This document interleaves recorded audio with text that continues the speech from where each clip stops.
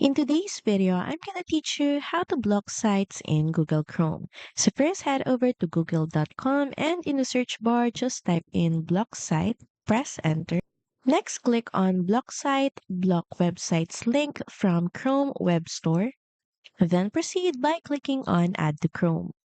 Next is click on add extension. So here we're just gonna grant access permissions. So click on I accept. And here you can basically build your block list. Just click on add to block list. Next is just type in the website category or keyword that you would like to block. And say for example, we would like to block youtube.com. So we're just going to click on the add button next to it, then press done. And here you can see the block items list. Now, if we try to visit youtube.com, you can see here that block site has now blocked that website. So that's pretty much it. Thank you very much for watching this video and I'll see you again on the next one. Bye!